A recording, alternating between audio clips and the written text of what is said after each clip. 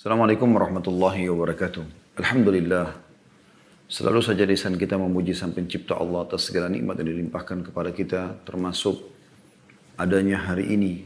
Satu hari lagi Allah menambahkan umur kita. Setelah kita melalui sekian lama umur di muka bumi ini, dan juga nanti akan berakhir di satu titik nanti pada saat ajal datang. Saya sering membahasakan dan jadikan sebagai bahan muhasabah.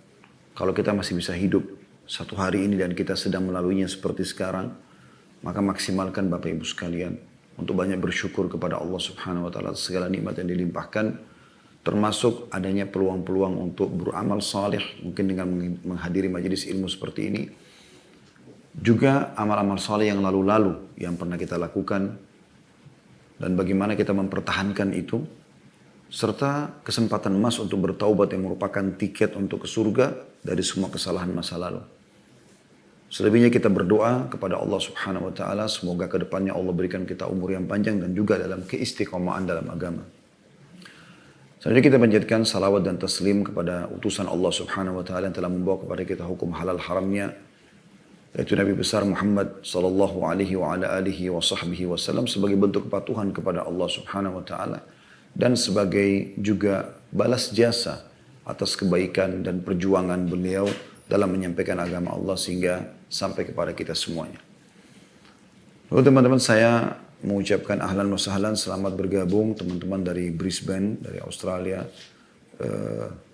dan juga seluruh teman-teman yang bergabung di medsos kami yang sudah rutin mengikutinya dari Indonesia dan beberapa negara yang lainnya. Pada hari ini kita akan bahas sebuah tema, bukan bedah buku seperti biasanya, dan ini memang jadwal bukan yang seperti biasa, ya. Jadwal kita biasanya setiap hari jam 13.00 sampai 14.00 waktu Indonesia Barat. Namun hari ini kita ada tambahan jadwal karena permintaan dari teman-teman dari Brisbane, Australia. Dan saya juga sudah 2 kali ya ke sana, tapi memang belum sempat ke Brisbane, sempat ada undangan waktu itu. Qadarullah belum sempat, tapi saya sempat ke Melbourne dan Sydney. Mudah-mudahan satu waktu insya Allah. Terima kasih jazakumullah khair atas undangannya. Kita bisa bertemu di lokasi nantinya. Teman-teman sekalian, tema yang dipilih oleh teman-teman dari Brisbane adalah masalah Ramadan. Tadinya saya berpikir ini adalah kajian muslimah. Saya sempat memberikan judul wanita salihah adalah sebaik-baik perhiasan dunia. Tapi karena permintaannya masalah Ramadan, maka saya merespon. Dan ada alasan kenapa saya merespon walaupun kita sekarang masih di bulan Rajab ya. Dan tepatnya pada hari ini tuh kita berada di tanggal 20 Rajab. Jadi masih ada sekitar 10 hari lagi baru kita masuk ke bulan Sya'ban. Kemudian 1 bulan Sya'ban baru kita masuk ke Ramadan. Jadi kurang lebih masih ada 1 bulan 10 hari. Ya, kurang lebihnya Ramadan akan masuk. Kalau ada yang bertanya kenapa membahas masalah Ramadan, saya bukan mewakili teman-teman dari Brisbane menjawab ini, tapi saya pada saat menyetujuinya saya punya alasan tersendiri. Yang pertama teman-teman sekalian, ada beberapa riwayat dinukil dari sebagian salafus salih. Mereka itu kalau Ramadan sudah berlalu pas di Idul Fitri, selama 6 bulan berturut-turut, dari mulai bulan Syawal, Zulqa'dah, Zulhijjah, Muharram, Safar, Rabiul Awal. Ini mereka berdoa selama 6 bulan agar seluruh amal mereka di Ramadan yang mereka kerjakan diterima sama Allah SWT. 6 bulan mereka non-stop berdoa. Dan 6 bulan yang tersisa, Rabiul Tsani, Jumadil Ula, Jumadil Tsaniyah, Rajab, Sya'ban, ya. Ini semuanya mereka berdoa agar Allah mudahkan mereka sampai di Ramadan. Jadi kita sekarang kurang lebih 1 bulan 10 hari menjelang Ramadan, sangat wajar.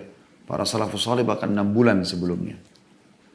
Alasan yang lain teman-teman sekalian adalah alasan rasional sebenarnya. Sekarang kalau Anda kerja di satu perusahaan, dan perusahaan itu akan mengadakan pelatihan buat pegawai-pegawainya. Mana kira-kira yang dianggap lebih profesional? Perusahaan yang mengiklankan beberapa waktu sebelumnya, misal 2-3 bulan sebelumnya, bahkan 6 bulan sebelumnya, nanti akan ada pelatihan pada tanggal ini, di lokasi ini, gitu kan. Kemudian diatur jadwalnya segala macam, atau tiba-tiba pada saat sudah akan pelatihan besok, hari ini diberitakan besok akan ada pelatihan. Tentu saja yang jauh sebelumnya gitu kan. Maka ada baiknya kita memang membahas jauh sebelumnya agar kita punya persiapan-persiapan dalam menyambut bulan yang sangat luar biasa. Bulan yang sangat mulia. Atau yang kita sebutkan keutamaan-keutamanya terlalu banyak. Dan sayang kalau seandainya ini disia-siakan.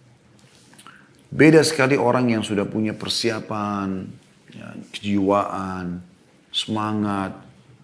Dengan orang, kemudian tiba Ramadan, dengan orang yang masih belum 2-3 hari, mungkin seminggu sebelum Ramadan, baru dia mau adakan persiapan. Akan beda. Ya, akan sangat beda. Itu kurang lebih alasannya teman-teman sekalian.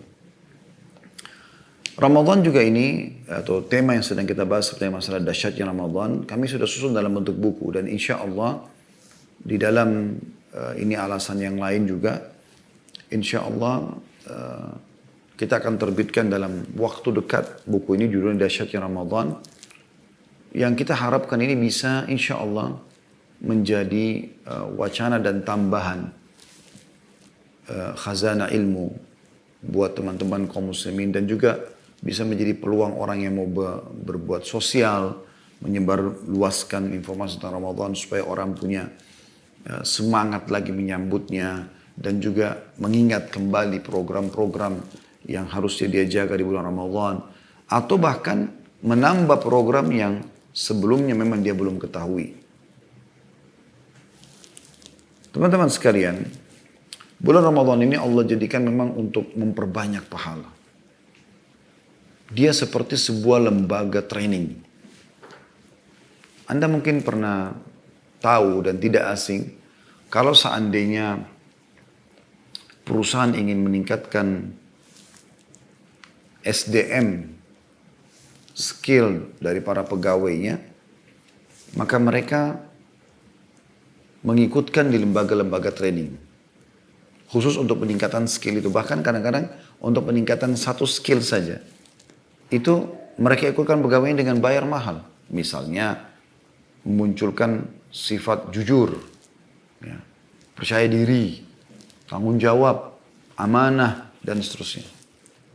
Saya tahu di Jakarta banyak lembaga begitu, bayar sekian juta buat pegawainya, ikut pelatihan beberapa hari, 2-3 hari, karena dianggap lembaga training itu bagus, trainernya juga bagus, diharapkan pegawainya outputnya juga akan bagus. Dan memang betul berefek itu dalam peningkatan kinerja dan produktivitas daripada pegawai tersebut.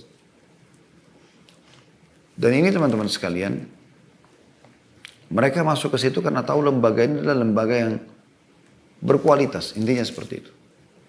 Ramadan, ya, kalau Anda belum fahami dan belum merenungi masalah ini, dia adalah lembaga training terbesar di dunia. Trainernya langsung sang pencipta Allah. Para pegawai, staf yang mengawasi langsung para malaikat. Tidak ada lembaga training yang sehebat Ramadan. Seluruh muslim, seluruh muka bumi ini, dimanapun Anda berada, di benua manapun, di Asia, di Australia, di Amerika, di Afrika,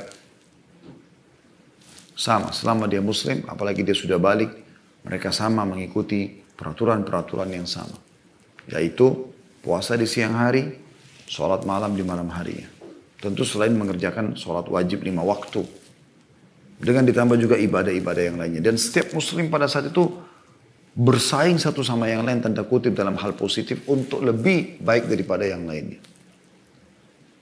Baik untuk lebih baik dari diri dia sendiri yang selama ini mungkin kurang dalam membaca Al-Quran, berzikir, berdoa, bersedekah, dan seterusnya. Begitu juga dengan muslim-muslim yang lain, bersaing positif. Oh, teman saya membaca 1 juz Al-Quran sehari, saya juga harus 1 juz. Atau saya harus 2 juz. Dia bersaing positif. Dan ini boleh dalam Islam. Dengan tidak berharap teman kita itu gagal misalnya. Seperti bagaimana Umar bin Khattab radhiyallahu anhu pernah melihat atau mencari tahu kenapa Abu Bakar di siang hari tidak pulang ke rumahnya. Ditemukan ternyata Abu Bakar itu pergi ke rumah seorang ibu tua yang buta matanya di pinggir kota Madinah, dan beliau selalu tiap hari menyapu rumah ibu tersebut, mencucikan bajunya, menyiapkan makannya untuk seharian. Besok lagi beliau datang. Bertahun-tahun beliau kerjakan itu. Maka Umar pada saat tahu nangis, lalu mengatakan, dengan perbuatan seperti inilah wahai Abu Bakar engkau ya mendahului kami. Amal soleh akan dilipat gandakan selama Ramadan teman-teman sekalian. Dan ini juga sebuah bonus khusus bagi umat Islam. Umat Muhammad SAW. Umur kita dibatasi oleh Allah Subhanahu Wa Taala. Sebagaimana sabda Nabi SAW dalam hadis yang masyhur. Ya, umur umatku hanya 60 sampai 70. Dan sedikit yang melampaui itu. Hadis sahih riwayat Al-Hakim dan nomor 427. Kata Nabi SAW, "A'maru ummati ma baina 60 ila 70 wa aqalluhum man yajuzu dhalik." Jadi ini umur umumnya umat Muhammad SAW 60 sampai 70. Kalau ada lebih itu sudah bonus. Ada juga meninggal sebelumnya, tapi ini umumnya. Sementara umat-umat sebelum kita umurnya panjang. Anda bayangkan kalau umur kaumnya Nabi Nuh. Nabi Nuh disebutkan dalam Al-Quran berdakwah di kaumnya 950 tahun. Dan itu yang didakwai satu generasi. Sampai pernah Nabi Nuh AS melewatin seorang ibu lagi menangisi anaknya meninggal di umur 60 tahun. Lalu kata Nabi Nuh AS, kenapa kau menangis wahai hamba Allah? Kata ibu yang mukminah itu, wahai Nabi Allah, dia meninggal masih kecil, 60 tahun dia bilang masih kecil. Dia belum melalui umurnya yang panjang seperti umumnya orang-orang. Maka kata Nabi Nuh AS, jangan kau tangisi anakmu. Karena akan datang nanti di akhir zaman. Kita yang disinggung oleh Nabi Nuh AS. Umat manusia seperti kita, yang umur anakmu ini termasuk umur sudah tua bagi mereka. 60 tahun. Kalau umur umat Nabi Nuh ada yang sampai 1000. 900, 1100 tahun. Umur mereka sangat luar biasa. Ya Nabi Nuh dakwai satu kaum itu. Ya. Satu generasi. Artinya kalau mereka beramal, ya teman-teman sekalian, selama 100, anggaplah 500 tahun dia beramal. Bagaimana caranya kita mengejar mereka? Sementara kita tahu umat Muhammad SAW adalah umat yang terbaik. Kata Nabi SAW, surga diharamkan untuk nabi-nabi sebelum aku masuk dan terharamkan sebelum umatku masuk. Kita dahulu menjadi ahli surga. Bahkan kata Nabi SAW, demi zat yang jiwaku dalam genggaman, maksudnya demi Allah, kalau kalian akan menjadi setengah penghuni surga. Kita ini banyak. Bagaimana mempertemukan antara umur yang pendek dengan penghuni surga yang terbanyak? Dengan umat yang paling afdal. Sampai kata Nabi SAW, tidak ada satupun umat sebelum kalian kecuali berharap menjadi kalian. Nah, jawabannya sederhana. Allah Subhanahu Wa Taala memberikan atau mengaruniakan umat ini beberapa tempat, ya, waktu yang bisa mereka lipat gandakan amal soleh. Adanya Masjidil Haram dengan 100.000 pahala, ada yang Masjid Nabawi dengan 1.000 pahala, gitu kan? Kalau Anda bilang kan Masjid Haram sudah ada dari zaman Nabi Ibrahim AS, Masjid Nabawi belum ada, 1.000 pahala. Itu ada setelah Nabi SAW datang, gitu kan? Dan berlaku hanya untuk umat Islam. Kalau orang kafir sholat itu tidak ada, tidak dapat pahala mereka. Jadi ada pelipat gandaan waktu, tempat, waktu juga begitu. Di antaranya adalah Ramadan ini. Oleh karena itu setiap muslim memang harus betul-betul ya, fokus ya, dengan seluruh potensi dia untuk bisa menyambut Ramadan. Ramadan memiliki banyak kemuliaan teman-teman sekalian. Kita akan coba rangkumkan dalam beberapa poin. Yang pertama, dia adalah bulan turunnya Al-Quran. Al-Quran adalah pedoman kaum muslimin. Dia bukan karangan seorang profesor, bukan seseorang yang penulis yang handal sehingga bukunya menjadi bestseller. Bukan. Al-Quran adalah kalamullah, perkataan Allah. Siapa Allah? Pencipta langit dan bumi. Allah pilih khusus Ramadan diturunkan pada saat itu. Itu Allah sebutkan dalam Al-Quran. Dalam surah Al-Baqarah yang sudah masyhur. Ayat ini sering diulangi oleh para dai-dai kita di mimbar-mimbar. Di bulan Ramadan atau di luar Ramadan. Ya, atau menjelang Ramadan tepatnya. Ya. Biasa dibahas masalah itu. Ayat 185 Anda bisa buka aplikasi Al-Quran. Di handphone Anda masing-masing yang bunyinya. A'udhu billahi minasyaitonir rajim. Syahrul Ramadan alladhi unzila fihil Qur'an hudan linnasi wa bayyinatin minal huda wal furqan. Al-ayah. Artinya, bulan Ramadan adalah bulan yang di dalamnya diturunkan Al-Quran. Dipilih khusus oleh Allah untuk turunkan kitabnya. Sebagai petunjuk bagi manusia. Dan penjelas, ya, atau penjelasan mengenai petunjuk itu dan pembeda antara yang benar dan yang batil atau yang salah.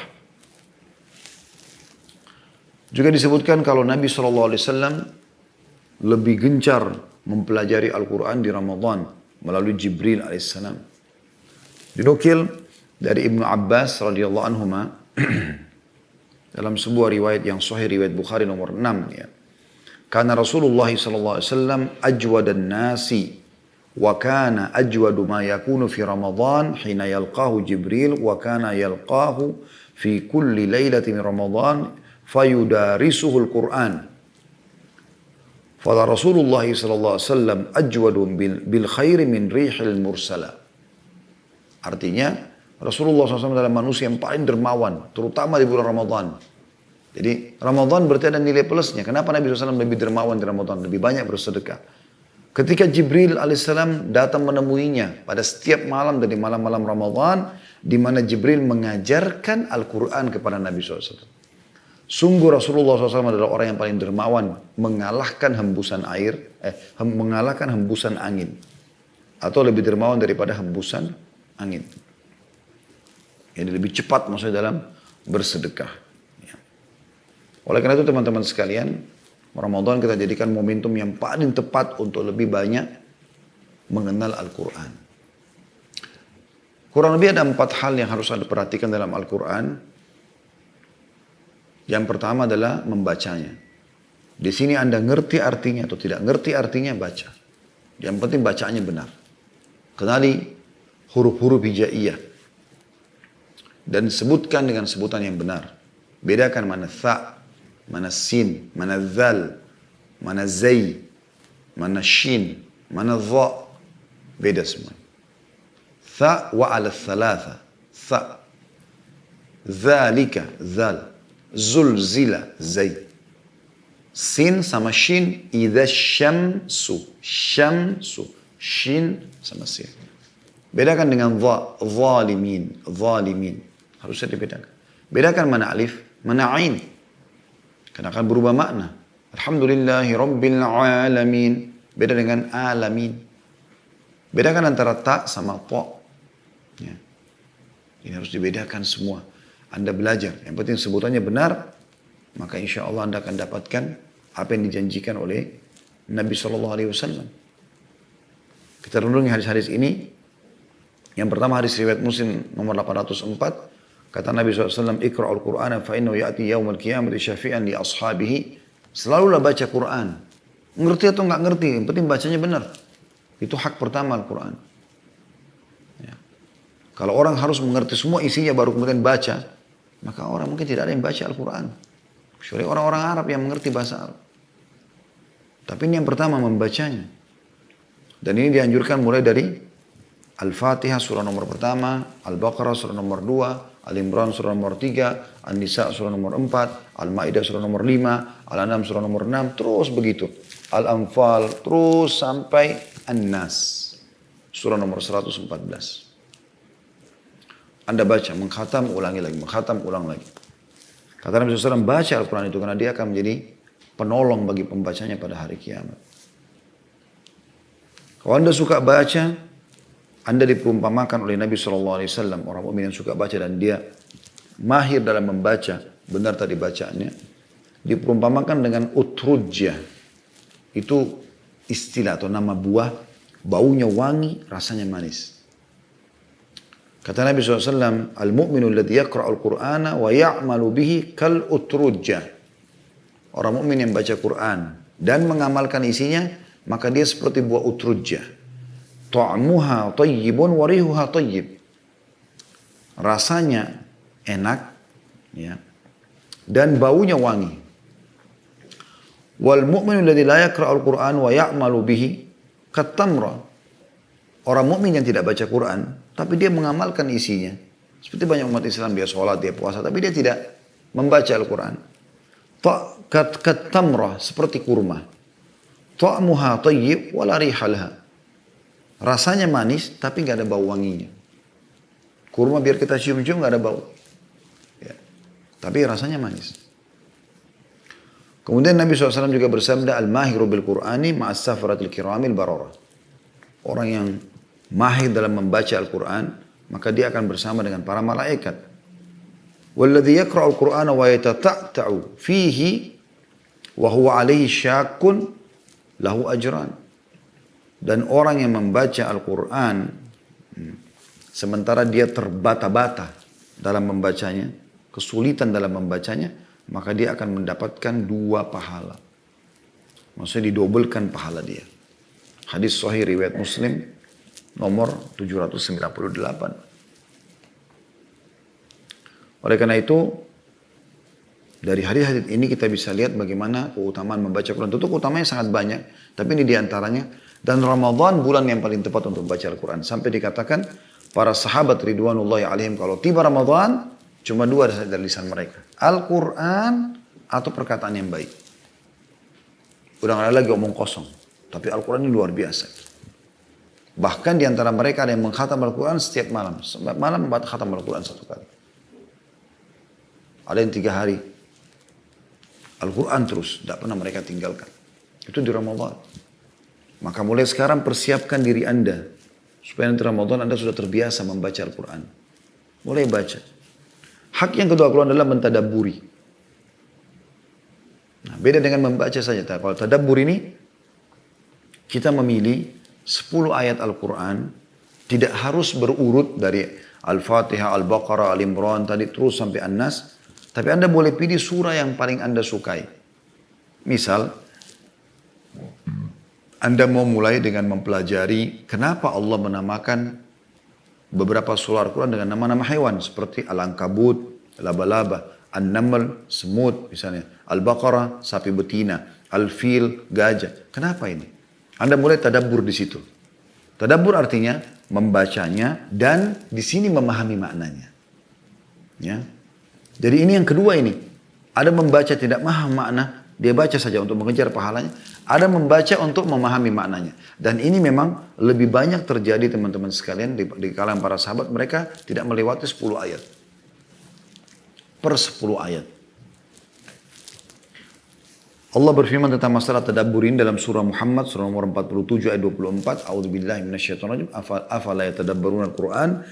Afala yatadabbaruna al-Qur'ana am ala qulubin aqfaluha?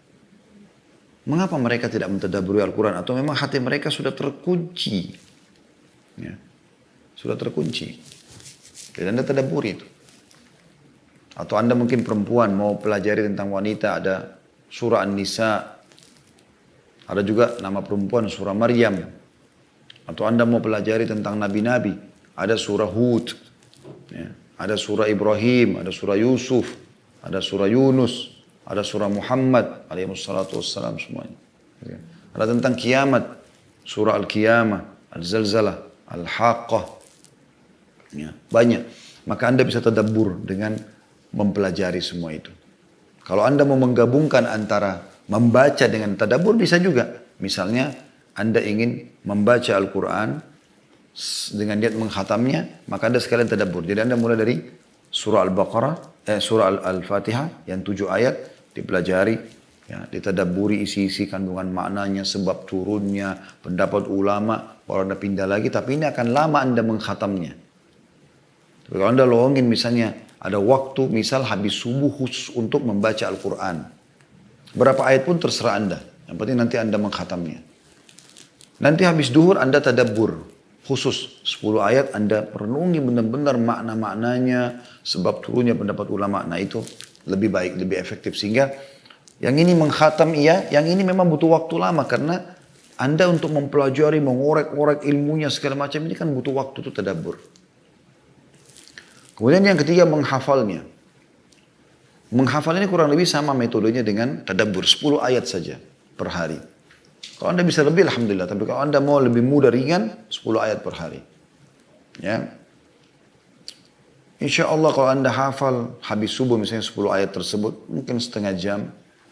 Di waktu sholat duha Anda pakai, saya 10 ayat, Anda sholat duha anggaplah 2 rakaat. Berarti 5 ayat di rakaat pertama setelah Al-Fatihah, 5 ayat juga di rakaat kedua. Kalau Anda sholat lebih dari 2 rakaat, misalnya 4 rakaat, Anda bisa ya ulangi lagi. Anda sholat sampai 8 rakaat, Anda bisa ulangi terus. Di qobliyah duhur. di 2 rakaat sholat duhur, di ba'diyah duhur, di qobliyah asar, di sholat 2 rakaat pertama asar, karena 2 rakaat pertama yang ada surah setelah Al-Fatihah, di qobliyah maghrib. Di maghrib kita kalau berjamaah tentu imamnya yang membaca dengan suara jahar, tapi di qobliyah maghrib 2 rakaat, dan di ba'diyah maghrib 2 rakaat. Di qobliyah isya 2 rakaat, di ba'diyah isya 2 rakaat. Belum sholat tahajudnya. Ini kalau dalam sehari Anda ulangi terus 10 ayat, Anda akan hafal di luar kepala. Hari kedua juga begitu, hari ketiga juga begitu. Al-Quran ada 6.000 sekian ayat ya. Kalau Anda setiap hari hafal 10 ayat, dalam 1 bulan Anda punya 300 ayat. Ya, dalam 1 bulan. 10 bulan Anda punya 3.000 ayat. Berarti kurang dari 2 tahun Anda bisa hafal 30 juz. Tapi kan nanti saya bisa lupa saat itu. Bisa saja Anda lupa, tapi tidak mungkin orang lupa semuanya isi Al-Quran. Anda lupa, Anda tinggal ulangi. Pakai dalam sholat. Gunakan hafalan Quran pada saat lagi menuju ke kantor, lagi di atas sepeda, pakai headset, lagi di motor, lagi di mobil, tinggal dengarkan. Segala macam hal bisa kita pakai sekarang, connectkan dari handphone kita. Segala macam teknologi sekarang sudah sangat canggih. Atau mungkin ada flash disk yang dipasang, atau mungkin ada hard disk yang dicolok. Segala macam hal bisa kita lakukan. Anda hafal Al-Quran. Ya. Kemudian yang selanjutnya adalah mengamalkan isinya. Tentu masalah menghafal Quran ini ada hadis yang menjelaskan masalah keutamanya. Di antaranya adalah sabda Nabi SAW. Ya.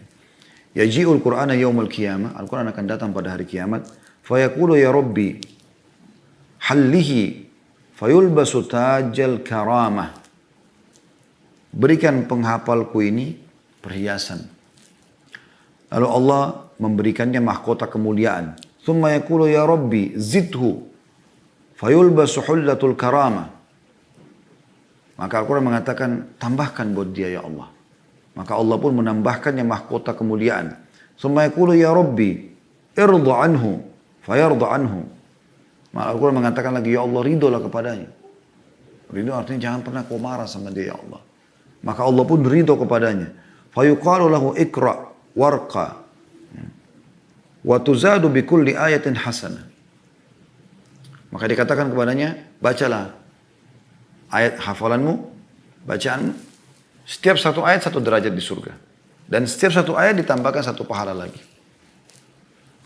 Dan ini dinukil hadisnya oleh Tirmidzi nomor 3164. Hak yang keempat adalah Anda mengamalkan isinya. Dan ini sudah umum. Kita memang diwajibkan untuk mengamalkan isi Al-Quran. Ya. Isi Al-Quran. Karena memang diturunkan untuk diamalkan isinya. Dan itu semua Ramadan adalah bulan Al-Quran. Maka kesempatan untuk lebih mendekatkan diri kepada Al-Quran di bulan Ramadan. Yang kedua, bulan pengampunan. Ya, asal Anda memenuhi syaratnya ya. Dan ini memang juga butuh persiapan. Maka alangkah baiknya memang kita bahas jauh sebelumnya. Yaitu sabda Nabi SAW, hadis yang masyhur ya. Hadis ini selalu masyhur, selalu disampaikan umumnya oleh para ulama kita. Hadis riwayat Ahmad nomor 2016.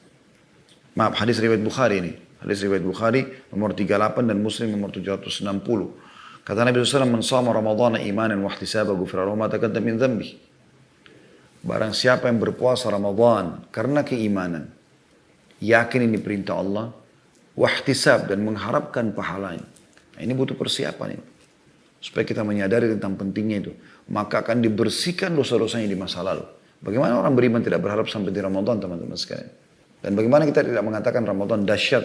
Dengan begitu tiba Ramadan bersih semua dosa-dosa kita. Tapi syaratnya kita menyambutnya. Ya, berpuasa di dalamnya. Dengan keimanan. Yakin perintah Allah dan juga mengharapkan pahalanya. Juga sabda Nabi SAW. As-salawatul khams. Antara solat 5 waktu. Wal jum'atu ila jum'ah. Antara Jumat dengan Jumat. Wa Ramadan ila Ramadan. Dan Ramadan ke Ramadan setelahnya. Mukaffiratun ma bainahunna idza syunibatil kabair. Akan menjadi pembersih di antara keduanya. Kalau dijauhi dosa-dosa besar. Ya. Yang ketiga, bulan yang penuh dengan berkah dan rahmah. Berkah semuanya.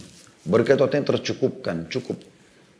Berkah itu kayak misalnya Anda makan 1 piring berdua tapi kenyang gitu ya. Berkah. Itu keberkahan yang luar biasa yang dikejar. Dan kasih sayangnya Allah SWT turun di bulan Ramadan. Sebagaimana sabda Nabi SAW, "Qad ja'akum syahrul Ramadhan syahrul mubarak." Kalau mau tiba Ramadan, Nabi SAW ingatkan para sahabat, telah datang kepada kalian bulan Ramadan, bulan yang penuh dengan berkah. Iftaradallahu alaikum siyamah. Allah telah mewajibkan kalian melaksanakan puasa di dalamnya. Fihi yuftahu abwabul jannah. Pada saat itu dibuka semua pintu-pintu surga. Wa yughlaqu fihi abwabul jahim. Ditutup semua pintu neraka. Surga ada 8 pintu, neraka ada 7 pintu. Wa tagullu atau tagullu tepatnya. Wa tagullu fihi syayatin. Dan dibelenggu semua syaitan-syaitan. Dalam riwayat lain, mararatus syayatin atau mararatul jin. Jin-jin yang bejat, yang jahat. Fihi lailatun khairu min alfi syahr. Di dalamnya ada malam lebih baik daripada 1000 bulan. Man hurima khairaha faqad hurim. Siapa yang terharamkan dari kebaikannya Ramadan karena banyaknya keutamaannya seperti ini, maka dia telah terharamkan dari semua kebaikan. Terlalu banyak kemuliaannya gitu. Dalam hadis yang lain kata Nabi SAW, "Idza jaa Ramadan futihat abwabur rahmah." Kalau tiba Ramadan dibuka semua pintu-pintu rahmatnya Allah, pintu karunia-Nya, pintu rezekinya. Wa ghullikat abwabul jahannam, dan ditutup pintu-pintu neraka jahannam. Wa sullilatis syayatin, dan setan-setan yang merupakan musuh nyata semuanya dibelenggu. Belenggu itu berarti ya, leher, tangannya semua diikat. Hadis ini sahih riwayat An-Nasai nomor 2102. Yang keempat masih masuk dalam seperti hadis tadi, masalah dibukanya semua pintu-pintu surga. Tadi sudah disebutkan sebenarnya, tapi kita poinkan sendiri. Ditutup semua pintu neraka. Artinya dibuka pendaftaran ke surga. Ramadan, iklan resmi, dibuka pendaftaran ke surga bagi yang mau. Jangan teman-teman Anda menjadi seperti sebagian orang, dia lewat di sebuah kampus, di depan sebuah kampus ada pelang tertulis besar, terbuka pendaftaran. Lalu Anda cuma mengatakan, saya mau kuliah di situ. Tapi nggak pernah daftar. Sehebat apapun Anda tidak terdaftar. Ya. Saya mau kerja di situ, padahal tidak pernah mengajukan pelamaran. Bagaimana caranya? Ramadan terbuka sekali. Dibuka pintu-pintu surga. Dan juga ditutup semua pintu neraka. Nggak ada orang masuk ke neraka pada saat itu. Allah Subhanahu wa Ta'ala tutup semuanya. Pintu-pintu neraka tidak ada yang dibuka. Ini luar biasa sebenarnya. Bagaimana Allah Subhanahu wa Ta'ala berikan kesempatan kita untuk selamat dari neraka. Dalam beberapa hadis disebutkan bahwasanya sesungguhnya Allah memiliki orang-orang yang dibebaskan dari api neraka di bulan Ramadan, dan itu terjadi di setiap malam-malam dari malam Ramadan. Nama Anda dihapus, bukan lagi jadi penghuni neraka. Mohon saja, modalnya tinggal merengek sama Allah. Mohon. Yang kelima, dibelenggu syaitan-syaitan. Siapa syaitan-syaitan teman-teman? Musuh kita.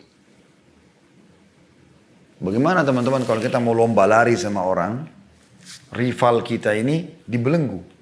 Kakinya diikat, dua-duanya, tangan diikat, lehernya diikat.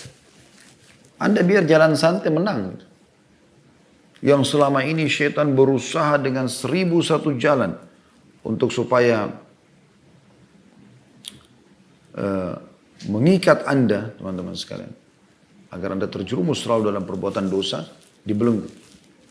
Dalam sebuah riwayat dikatakan sehingga mereka tidak leluasa menggoda seleluasa menggoda di luar Ramadan. Apalagi Anda khawatirkan dan ragu atau takutkan pada saat musuh kita sudah diikat. Sayang sekali teman-teman, banyak orang subhanallah begitu Ramadan selesai, antara dia sama syaitan yang biasa goda dia itu jaraknya 1 bulan. 1 bulan. Ya. Mungkin Anda kalau di Australia teman-teman, saya entah dari mana tapi dari satu kota yang lain, mungkin kalau jalan kaki 1 bulan sampai itu. Artinya jarak kita sama syaitan jauh sekali. Jauh sekali. Sayangnya, ada banyak orang begitu Ramadan selesai Idul Fitri, tiba, milisannya bilang, Alhamdulillah. Bukan Alhamdulillah karena berhasil ikuti pelatihan Ramadan supaya menjadi orang yang lebih baik. Tidak. Mereka membahasakan Alhamdulillah seperti yang lepas dari penjara ibadah. Alhamdulillah. Sudah tidak lagi sholat malam. Enggak lagi mengaji. Enggak lagi berzikir. Enggak lagi berdoa. Enggak lagi tutup aurat. Enggak lagi membaca Al-Quran. Enggak. Semua. Seperti orang yang sudah jauh dari musuhnya. Sudah lomba lari, sudah jauh sekali. Sudah dekat garis finish. Dia kalau mati bisa masuk surga. Dia duduk manis nunggu musuhnya datang. Sampai setan datang dekat dia, godain lagi dia. Karena semua hasil pelatihan Ramadan ditinggalin sama dia. Lagi dibelenggu kesempatan. Selepas Idul Fitri Anda tinggal injak gas. Setan tidak akan bisa menjangkau Anda. Dan Nabi SAW mengatakan dalam hadis yang lain. Hadis ini diriwayatkan oleh Tirmidzi dalam sunannya nomor 682. Dan dihasankan oleh Syekh Albani. Kata Nabi SAW, "Idza kana awwalu lailatin min syahr Ramadan", pada saat tiba malam pertama dari bulan Ramadan, "suffidatis syayatin wa maradatul jin", maka semua syaitan-syaitan dan jin-jin yang jahat, kelas kakapnya, yang menggoda manusia, semuanya dibelenggu. Belenggu leher, tangan, kaki. Kata Nabi SAW, wa gullikat abwabun nar, ditutup semua pintu neraka. Gak ada orang yang masuk neraka. Bisa bermakna tadi saya katakan dihapus namanya dari api neraka. Falam yuftah bin habab, tidak ada satu pintu pun dibuka neraka itu. Wa futihat abwabul jannah, dibuka semua pintu surga. Falam yughlaq minha bab, dan tidak ada satu pun pintunya yang ditutup. Wa yunadi munadin, dan salah satu penyeru dari malaikat, ya bagiyal khair akbil wa ya bagiyal syarr aqsir. Wahai para pelaku kebaikan, segera, ayo perbanyak amalmu, kesempatan. Dan wahai pelaku keburukan, tahan dirimu, kesempatan kau taubat. Walillahi utaqa'u minan nari wa dzalika kulla laila. Dan setiap malam Ramadan ada pembebasan. Ada orang yang dibebaskan dari api neraka selamanya. Kalau Anda terdaftar di Ramadan nanti ini, insya Allah sebulan 10 bulan lagi, sebulan 10 hari lagi, dan insya Allah Allah panjangkan umur kita bisa dapat Ramadan yang banyak, yang sekian puluh kali, bahkan kuasa Allah SWT lebih banyak daripada itu Allah berikan kepada kita dengan amal-amal saleh. Maka pada saat itu Anda kalau berhasil merengek sama Allah, mohon sama Allah dibebaskan, ya Allah, a'tik riqabana wa riqaba aba'ina minan nar. Anda kalau sering dengar doa ini, kadang-kadang di kunut disampaikan oleh imam-imam haram, ya Allah, hapus, ya, bebaskan diri kami dan keluarga orang tua kami dari api neraka.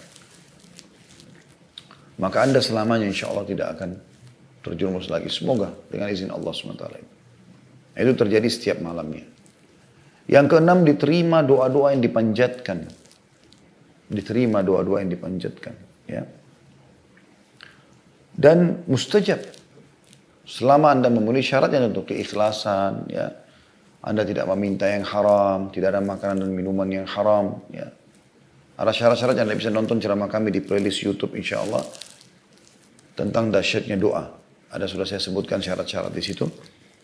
Nah, kalau Anda penuhi insya Allah syarat-syarat doa tersebut, maka kata Nabi SAW, Inna lillahi fi kulli yaumin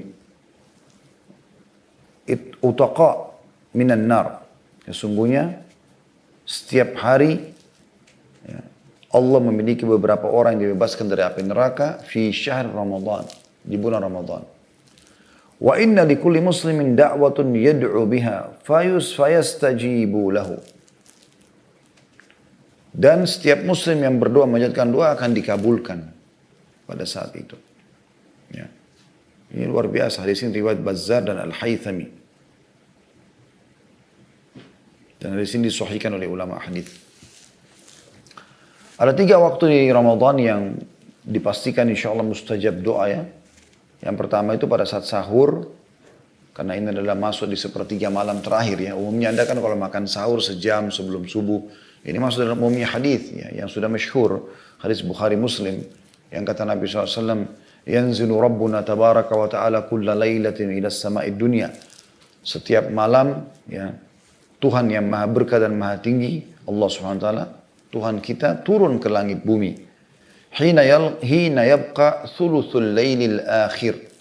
Pada saat tertinggal sepertiga malam. Yaqulu man yad'uni fa'astajibalah. Maka dia pun berkata, siapa yang berdoa kepada aku memohon, maka aku akan berikan.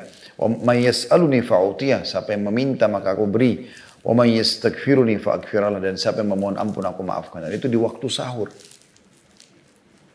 Sepertiga malam itu. Yang kedua pada saat berbuka, pada saat berpuasa sendiri, mulai dari sahur sampai mulai dari tahan diri, mulai azan subuh sampai azan maghrib. Ini juga waktu mustajab. Kata Nabi SAW dalam hadis, "Thalathatun la turaddu da'watuhum as-sa'imu hatta yuftir." 3 orang tidak akan ditolak doanya. Yang pertama adalah orang puasa sampai dia berbuka puasa. Wal imamul adil, dan pemimpin yang adil. Dan yang ketiga, wada'watul mazlum, doanya orang yang terzalimi. Hadis riwayat Ahmad nomor 305. Dan pada saat berbuka sendiri. Jadi tadi sahur atau sepanjang puasa atau pada saat berbuka. Gitu kan. Karena kata Nabi SAW dalam hadis, was-sa'imu hina yuftir.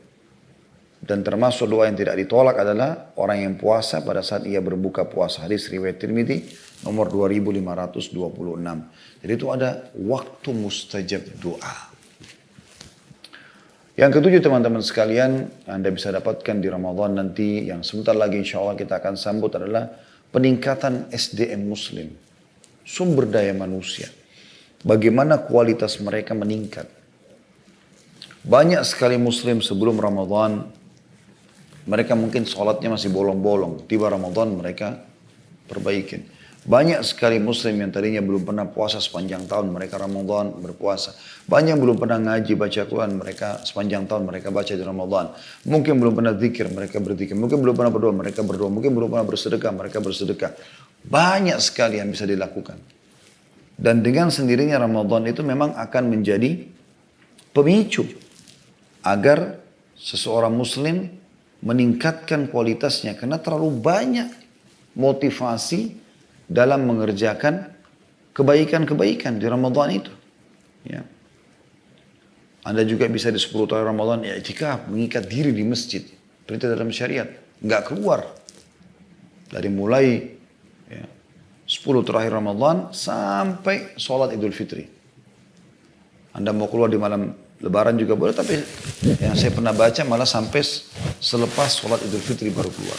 Nabi SAW melakukannya 10 hari berturut-turut.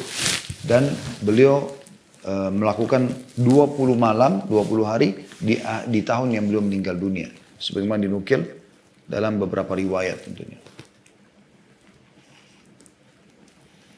Kemudian yang ke-8 teman-teman sekalian, ya, selain peningkatan skill tadi itu, kesempatan Anda menjadi orang yang lebih baik dari bulan Ramadan ya. Yang ke-8, upayakan umroh di bulan Ramadan. Ibadah umroh umumnya pahalanya besar. Ya. Bahkan menjadi penyebab sumber kekayaan dan menghilangkan kemiskinan. Juga kesusahan hidup. Sebagaimana sabda Nabi SAW, tabi'u bainal haji wal umrah. Rutinitaskan umrah dan haji itu. Fa'innahuma yanfiyanil faqra wal dhunub. Karena keduanya haji dan umrah ini akan menghilangkan kemiskinan dan dosa-dosa. Kama yanfil kiru khabathal hadid. Sebagaimana pembakaran menghilangkan karat pada besi. Wadzahab wal fiddah. Dan juga menghilangkan kotoran dari emas dan perak. Walaysa lil hajjatil mabrur thawabun illa jannah. Dan tidak ada balasan bagi orang yang melakukan haji yang mabrur, yang mengikuti syarat dan diterima, kecuali surga. Tapi saksi bahasan kita, umroh. Nah, kata Nabi SAW, kalau Anda hanya bisa umroh setahun sekali, ya, maka jadikan di Ramadan. Karena pahalanya besar sekali.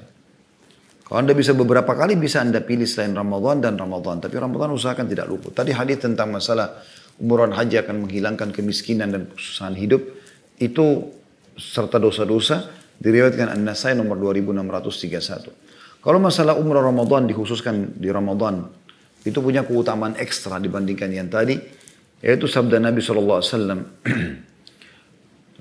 Fa innal umrata fi Ramadan ta'dilu hujjatan atau hajjatan ma'i.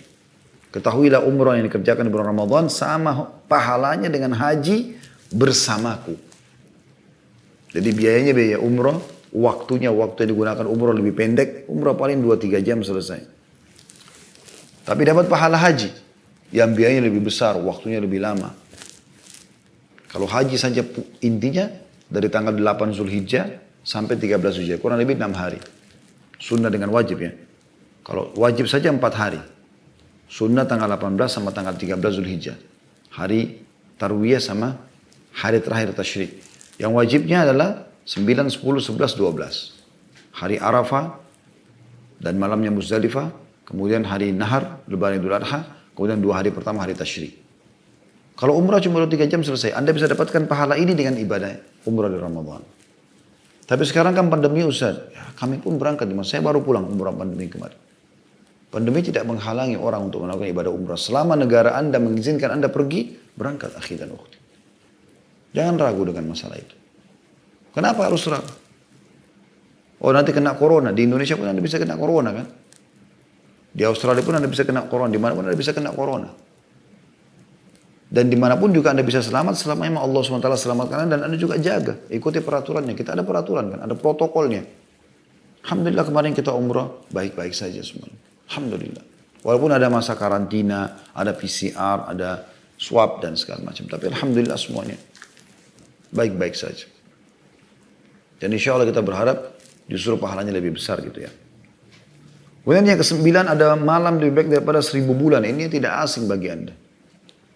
Malam Lailatul Qadar, ya, Lailatul Qadar. Malam kemuliaan, Qadar artinya kemuliaan. Allah turunkan surah khusus. Ya. Sudah masyhur Anda hafal tentu. A'udzubillahi minasyaitonir rajim. Inna anzalnahu fi Lailatul Qadar. Sesungguhnya kami turunkan Al-Quran di malam Lailatul Qadar. Malam kemuliaan. Wa ma adraka ma Lailatul Qadar. Apakah kalian tahu apa itu Lailatul Qadar? Lailatul Qadar khairun min alfi syahr.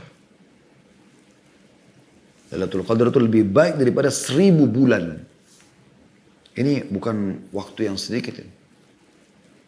Diambil dari surah Al-Qadar, surah nomor 97 ayat 1 sampai ayat 3. Kalau kita lanjutkan kan sudah masyhur ya. Tanazzalul malaikatu warruhu fiha bi'idni rabbi min kulli amr. Ya. Turunlah para Jibril dan juga para malaikat itu dengan izin Tuhan mereka gitu. Salamun hiya hatta matla'il fajr, mereka akan terus berada ya, sampai terbitnya waktu pagi. Nabi SAW memastikan mengatakan man qama lailatul qadri imanan wa ihtisaban ghufira lahu ma taqaddama min dhanbi. Siapa yang mendirikan malam Lailatul Qadar dengan keimanan dan mengharapkan pahalanya, maka dibersihkan dosa-dosanya yang telah lalu. Tentu setiap malam Ramadan kita dianjurkan untuk sholat malam, sholat tarawih. Nabi SAW memerintahkan, walaupun beliau cuma kerjakan berjamaah 1 hari saja bersama para sahabat. Selebihnya beliau memerintahkan sahabat untuk sholat sendiri-sendiri, gitu kan. Di zaman Umar bin Khattab baru mereka disatukan berjamaah, gitu kan. Sebagaimana Nabi SAW mengatakan dalam hadis Bukhari Muslim, man qama ramadhana imanan wa ihtisaban ghufira lahu ma taqaddama min dhanbi. Siapa yang mengerjakan sholat malamnya Ramadan karena keimanan dan mengharapkan pahala, dibersihkan dosa-dosa yang telah lalu. Tapi Lailatul Qadar punya ekstra tersendiri. Dan ini 1000 bulan ini sama dengan 83 tahun. 83 plus 4 bulan. 83 tahun plus 4 bulan. Lamanya. Artinya kalau Anda baca subhanallah pas Lailatul Qadar, sama dengan pahala yang mengucapkan subhanallah 1000 bulan atau 83 tahun plus 4 bulan. Mungkin umur Anda tidak sampai 83 tahun. Tapi Anda bisa dapatkan di malam itu. Malam itu malam begadang, malam ibadah kepada Allah Subhanahu Wa Ta'ala. Disuruh kita begadang pada saat itu. Itu luar biasa kesempatannya. Jangan sia-siakan. Ya. Ini pelipatan ganda amal yang luar biasa. Luar biasa gitu. Ya. Maka kita dianjurkan untuk ya, memperbanyak ibadah.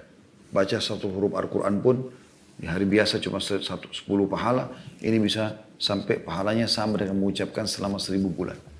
Sedekah 1000 rupiah, mungkin $1 kalau Anda di Australia. Sama dengan Anda bersedekah sejumlah itu selama 1000 bulan. Itu kan luar biasa, gitu. Jangan disia-siakan. Dimanapun Anda berada. Kemudian juga yang ke-11 atau yang ke-10 teman-teman, bulan pelipat gandaan pahala amal. Kalau tadi kan Lailatul Qadar itu cuma 1 malam, tapi secara umum Ramadan bisa melipat gandaan pahala amal. Maksudnya begini. Jadi saya jelaskan di tulisan kami, kalau Anda mau lipat gandakan pahala di bulan Ramadan, bisa dengan ibadah yang sedang Anda diperintahkan, seperti puasa misalnya. Kan perintah puasa kan ada, dan wajib bagi kita. Baik, teman-teman saya tanya, kalau seandainya Anda puasa Ramadan selama sebulan, dapat misalnya 30 hari, Anda dapat pahala 30 hari puasa. 30 hari puasa. Mau nggak Anda mendapatkan 300 pahala puasa? Anda kan tadi 30, Anda mau dapat nggak 10 kali lipat? Anda mau nggak 3000 pahala puasa? 300.000 pahala puasa? Bahkan 3 juta pahala puasa? Atau mungkin lebih daripada itu? Saya kan Anda jawab iya, tentu saja mau. Lalu bagaimana caranya? Sederhana. Sederhana. Tidak menambah hari puasa Anda. Renungi sabda Nabi SAW. Man fattara sa'iman. Siapa yang membuka puasakan orang yang puasa. Kana lahu mithul ajri sa'imin barang yanqus min ajri sa'imin syai'a. Dia akan dapat pahala orang yang dia buka puasakan itu tanpa dikurangi sedikit pun dari pahala orang itu. Jadi Anda misalnya puasa 30 hari. Tapi Anda sebagai istri di rumah Anda siapkan buka puasa buat suami Anda, buat anak Anda. Anggaplah 10 orang anggota keluarga di rumah atau 9 orang sama Anda 10. Berarti Anda dapat hari itu 1 pahala dengan 9 orang yang lain Anda dapat 10 pahala. Kali 1 bulan berarti Anda dapat 300 pahala. Suami yang mengeluarkan nafkah juga dapat yang sama. Anda tidak punya harta, tidak punya yang lainnya, Anda bisa berbagi. Datang ke komunitas muslim, ke masjid. Ya. Ini sekaligus teman-teman di Indonesia bersyukur kepada Allah SWT. Teman-teman mungkin di Australia bisa merasakan masalah itu berbeda dengan kita. Kita di setiap, apalagi kalau di Jabodetabek, hampir setiap gang ada masjid. Ramadan semuanya meramaikan. Semuanya ada iftar, buka puasa di situ. Mudah-mudahan nanti Ramadan ini sudah tidak ada halangan kayak tahun lalu. Tapi sebelum-sebelumnya kita bisa lihat bagaimana luar biasa orang buka puasa. Ribuan orang buka puasa. Kita bisa berbagi air mineral. Anda pun tidak punya duit, datang bantu marbot masjid nata. Nata saja, nata kurma, nata air mineral. Anda bisa dapat pahala orang. Bayangkan berapa banyak orang Anda bisa dapatkan pahalanya. Ya. Kemudian juga yang ke-11 Anda bisa,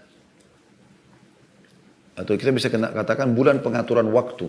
Bagaimana kita dilatih di Ramadan ini agar ya, komitmen, agar kita lebih disiplin dengan waktu. Ya.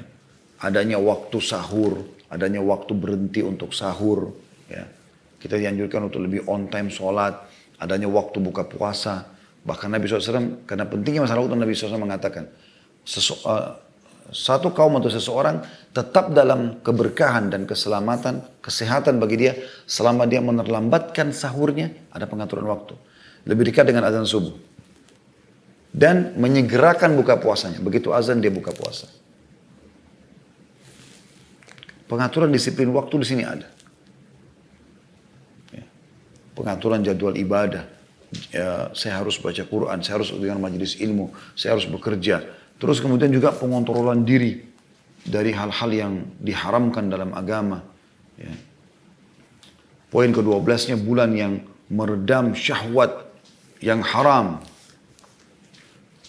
Suami istri aja halal, kita dilarang. Di siang hari Ramadan. Di malam hari boleh. Apalagi dengan pasangan yang tidak halal. Tidak boleh sama sekali. Siang hari, bukan siang hari ataupun malam hari. Dan Ramadan mengajar kita untuk itu. Kita sayangkan banyak anak-anak muda kita cuma mengatakan, ya Ramadan nih, kita berhenti dulu pacaran. Tapi setelah Ramadan mereka kembali lagi dalam kemaksiatan. Tidak. Ini harus dijadikan sebagai pelajaran. Sayang, dilatih sebulan penuh untuk tidak melakukan pelanggaran, maka harus dijaga. Ya. Maka harus hati-hati sekali. Nah, bulan Ramadan itu adalah hal yang bulan bagaimana kita meredam syahwat kita. Tidak melampiaskannya kecuali pada yang halal. Begitu juga dengan hal-hal yang lain seperti misalnya pertengkaran, pelanggaran-pelanggaran agama, akhlak-akhlak yang buruk, kita disuruh tinggalkan semua di bulan Ramadan. Ya. Anda bisa renungi hadis Nabi SAW yang berbunyi, "Idza asba ahadukum yawman sha'iman fala yarfuth wala yajhal fa in imru'un syatamahu aw qatalahu falyaqul inni sha'im." Barang siapa di antara kalian yang tiba di pagi hari dalam keadaan berpuasa, maka jangan dia berkata jorok, jangan dia bersikap bodoh. Ya. Kalaupun ada orang yang mengajaknya bertengkar, maka dia seharusnya mengatakan aku sedang puasa, aku sedang puasa. Maksudnya sedang mengikuti program pelatihan puasa, tidak akan mungkin lagi ya, melakukan hal-hal yang buruk. Ya. Yang ke-13, bulan untuk meredam emosi. Ya. Ini tadi, yang tadi dalilnya tadi yang sudah kita bacakan hadis itu. Bagaimana kalau orang ajak bertengkar? Enggak, saya lagi puasa. Tinggalkan saja. Jadi puasa itu karena juga sedikitnya makanan dan minuman yang dikonsumsi membuat kita juga bisa meredam emosi. Ya. Karena kadang-kadang penyebabnya dari situ juga. Dan Nabi SAW sudah mengingatkan dalam hadis kepada seorang laki-laki, anak muda yang datang mengatakan, "Ya Rasulullah, ya, wasiatkan saya," kata Nabi SAW, "jangan kau marah." "Wasiatkan saya Rasulullah apa lagi?" "Jangan kau marah," sampai 3 kali. Gitu kan. Yang ke-14, bulan ya, melahirkan kepedulian sesama. Kita ada anjuran untuk membuka puasakan orang tadi, kita ada anjuran untuk zakat fitrah. Ya. Seperti itu. Ini juga ada rinciannya tentunya, tapi karena melihat waktu asar sudah dekat, saya ringkaskan. Kemudian yang ke-15, bulan mengatur pola makan. Ya. Jadi teman-teman yang saya ingin berbagi di sini, jangan jadikan sahur dan buka puasa itu ajang balas dendam. Selalu dia ketakutan sendiri, kalau saya tidak sahur banyak nanti saya kelaparan. Tidak ada akhi dan ukhti itu. Tidak usah khawatir. Sampai kata Nabi SAW, sebaik-baik makanan sekalian di sahur adalah kurma. Sebaik-baik makanan kalian buka puasa adalah kurma. Kalau buka puasa ambil dulu kurma, baca bismillah. Kemudian baca doa. Dhahabat dhama' wabtalatul uruq wa thabatal ajru insyaallah. Baru makan kurma 1-3 butir. Kurma basah kalau bisa. Setelah itu baru minum air. Habis itu Anda sholat maghrib. Jangan kagetkan dulu perutnya. Setelah pulang baru Anda boleh konsumsi. Sahur pun begitu. Tidak usah khawatir teman-teman sekalian. Malah bagus. Ramadan itu adalah bulan kesehatan teman-teman sekalian. Bulan di mana Anda akan secara otomatis menjadi orang yang terjaga dari penyakit-penyakit. Saya tutup dengan sebuah kisah. Ada orang di Saudi, seorang pengusaha kaya raya. Dia nggak pernah puasa Ramadan. Dan subhanallah setiap tiba Ramadan, setelah menjelang Ramadan, supaya keluarganya nggak hardik lingkungannya karena dia tinggal di Saudi. Orang-orang semua pada puasa, dia berangkat sekeluarga ke Eropa. Nggak puasa karena alasannya musafir. Bertahun-tahun begitu sampai Allah uji dia dengan penyakit. Penyakit ini tiba kena di perutnya. Setiap kali muncul kambuh pasti kejang dan dia kesakitan. Karena dia orang kaya raya, dia konsultasi sama dokter terhebat di seluruh dunia, termasuk di beberapa negara Eropa dan Amerika yang biasa didatangin, tetap mereka nggak temukan penyakitnya. Sampai dia bertemu dengan seorang dokter Katolik di Jerman, spesialis penyakit dalam. Itu dia lihat nama-nama dokter yang pernah didatangin, resep-resep vitamin yang pernah dikasih, sudah sangat luar biasa gitu. Tapi dia kebetulan orang ini lama pelajari Islam dan sudah mau masuk Islam, cuma dia lagi butuh sebuah bukti gitu. Hikmah Allah sementara Allah penemukan dengan orang ini. Lalu kemudian ditanya, kamu agama apa? Ditanya pasiennya, kata dia Muslim. Dia bilang, setahu saya sebentar lagi akan tiba bulan Ramadan, kalian umat Islam ini berpuasa. Coba kau berhentikan semua obat-obat ini, kamu terapi sebulan puasa. Habis itu kamu datang kepada saya. Tiba-tiba orang itu tersentuh. Dia berpikir memang dia sudah lama tinggal Ramadan, tapi ini dokter kena Nasrani, nggak tahu. Kalau dia lama tidak puasa, maka dia pun pulang, dia praktikin. Dia bilang subhanallah, dia ceritakan setelah itu dia tobat kepada Allah. Mulai dari hari pertama dia niat puasa, hilang penyakit kejang. Hampir dulu tiap hari kejang itu muncul. Sampai setelah Ramadan hilang dan sampai hanya setelah itu pun hilang, dia kembali ke Jerman, dia sampaikan kepada dokternya. Dokternya pun kagum, yang dokternya syahadat gara-gara itu. Jadi luar biasa hikmah Allah subhanahu wa ta'ala. Oleh karena itu teman-teman sekalian, kalau kita mau bahas ini tentu butuh waktu yang lama. Saya cukupkan sampai sini insya Allah. Mudah-mudahan ini bisa cukup menjadi motivasi buat kita untuk punya persiapan menghadapi Ramadan nanti.